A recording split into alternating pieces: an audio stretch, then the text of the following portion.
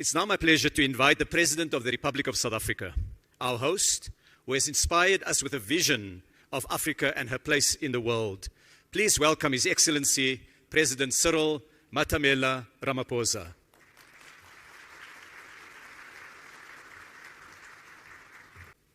Thank you, Program Director, Minister Ibrahim Patel, Your Excellency, President Luis Lula da Silva, Your Excellency, Prime Minister Narendra Modi, Honorable Ministers and business leaders, and Your Excellency, President of the New Development Bank, Ms. Dilma Rousseff.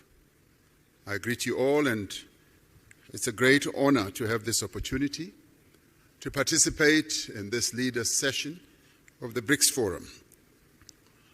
I particularly want to thank Mr. Sim Tshabalala for the report that he has just given, and particularly underline and appreciate the message that is coming from all of you as business leaders about the immense opportunities that you see in investment across the BRICS countries.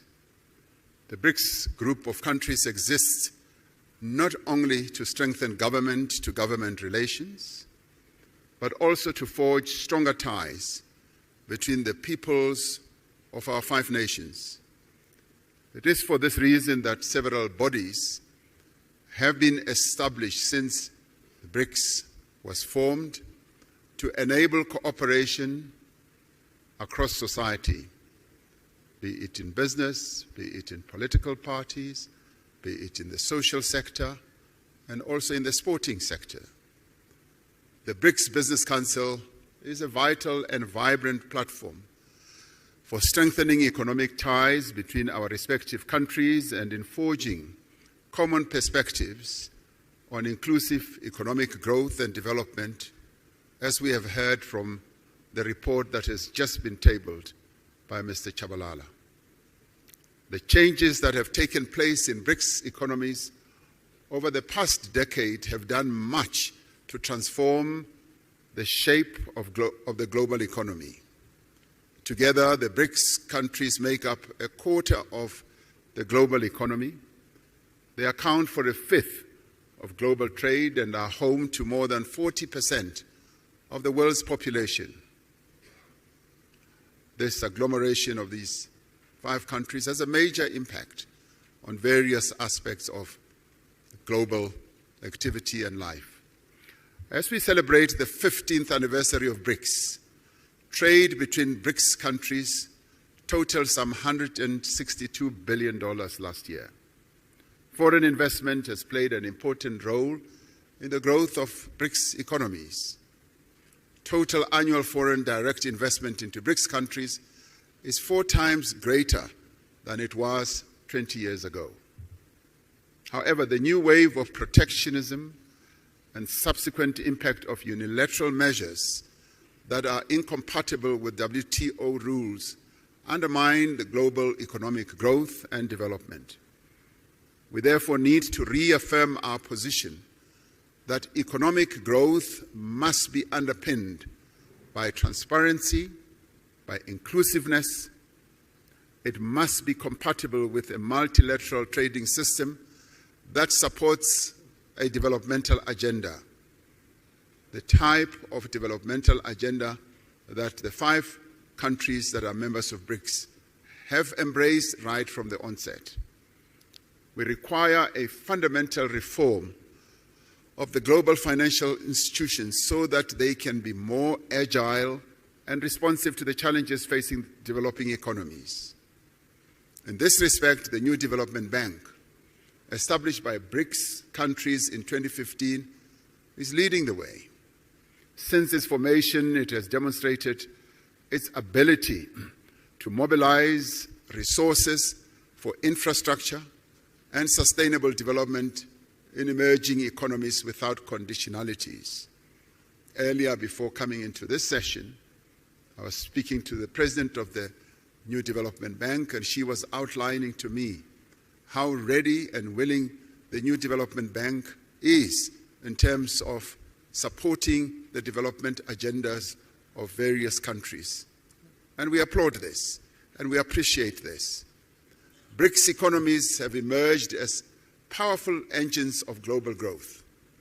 Yet the rapid economic, technological, social changes underway create new risks for areas such as employment, equality, as well as poverty in many of the BRICS countries.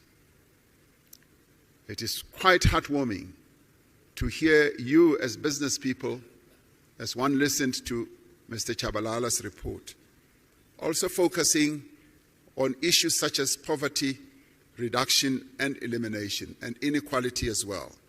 It isn't often that you hear such very positive and forward-looking messages from the business community. So it's wonderful to be in a forum under the aegis of BRICS that you as business leaders are in tune with the developmental agenda that needs to be pursued to lift the people who live in BRICS countries and beyond out of the ravages of poverty and inequality. We therefore call on the business community to join hands with us to identify solutions to these and many other challenges affecting our respective economies. From a South African perspective, there is massive untapped potential for investment in our country and indeed on the African continent as well. In recognition of this potential, the theme for this 15th BRICS Summit is BRICS and Africa,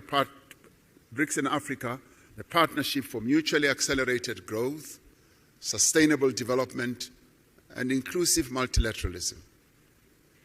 Africa is a continent of great opportunity in industrialization process in a variety of sectors. This continent is rich in the critical minerals that will drive business success in the 21st century. The continent has resources of lithium, vanadium, cobalt, platinum, palladium, nickel, copper, rare earth minerals, rhodium, and many others. And these are the minerals that abound and are driving economic activity across the world.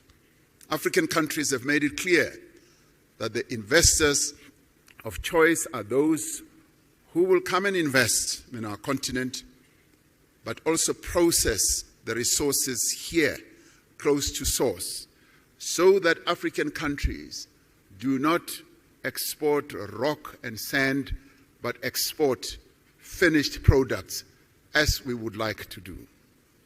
We are developing stronger regional value chains that will connect a number of African countries, providing investors with diversity, with strength, as well as with resilience. The African Continental Free Trade Area creates a single market that is expected to grow to 1.7 billion people and nearly $7 trillion in consumer and business spending by 2030. The success of the African Continental Free Trade Area will require a massive investment in infrastructure. We need to mobilize the substantial financing that is needed to build the roads, the ports, the rail, energy and telecommunications network that will enable industrialization and trade. It is also pleasing to hear that you as the business community, you also see this area as opportunities that you can invest in. Growth in African economies will be driven in the main by small and medium enterprises. This requires focused as well as effective support to these businesses. It is important that specific financing be directed also to women-owned businesses so that they can harness the benefits of the Continental Free Trade Area. And we in Africa, as we seek to grow and develop, we are focusing on the empowerment of the women of our continent who have been held back through the years of colonialism, and in our case, through the years of apartheid, through protocols and laws, and we are saying we need to free the women of our continent so that they can trade, so that they can be in business and grow the economies of our various countries. Africa has a young, digitally connected and urbanizing population, a population which provides a stable workforce for companies in the future. The investment in skills development is continuing to grow. These factors all position Africa as the next frontier of productivity and growth. The BRICS countries have an opportunity to contribute to and participate in Africa's growth story. This can be achieved through greater cooperation in areas such as infrastructure, agriculture, manufacturing, new energy, and the digital economy. I was pleased to hear that these are also areas that you as business people are focusing on. South Africa has an important position in growing the African market, facilitated by the Africa Continental Free Trade Area and other free trade agreements. South Africa's industrial strength, our mineral endowments, and our large market opportunities provides a compelling value proposition for companies wanting to establish their businesses here. South Africa has significant industrial capacity, with Africa's most advanced industrial innovation and fabrication base. Firms that have invested here recognize that South Africa has deep local capital markets and strong financial systems.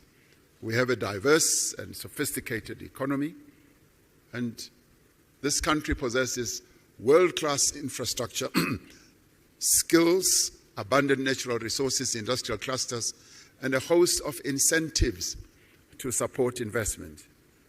And many investment and partnership opportunities exist in renewable energy, in infrastructure, in aquaculture, in ICT, automotives, pharmaceuticals, and advanced manufacturing, amongst others. It is clear from the report that we have just received that this has been a very productive business forum. And I'd like, as I end, to commend the BRICS Business Council, the respective ministers from the BRICS countries and officials, and all business leaders who have made a meaningful contribution for the success of this business forum, and to have all of you, almost 1,500, I'm told, to have this, what I see as a very successful business forum. I sincerely hope that your participation in this BRICS Business Forum will yield the productive outcomes that are required for us to catapult BRICS economies towards more equitable and accelerated growth. In 2 hours or so, the BRICS leaders will sit together in a retreat to discuss a number of BRICS-related matters, and one of those is the expansion of BRICS. A number of countries, some of which are represented here, are seeking to be part of this BRICS family. And we appreciate that. It goes to show that the BRICS family is growing in its importance, in its stature, and also in its influence in the world. And we will be taking into account the various desires of various countries to be part of BRICS. So we hope to take into account the report of your discussions here as well as we consider the way forward with BRICS. Your participation here really strengthens the BRICS story. It confirms that BRICS is an important player in the geopolitical and economic architecture of the world. And so we hope that it will continue to be so. Thank you very much for participating. We thank you.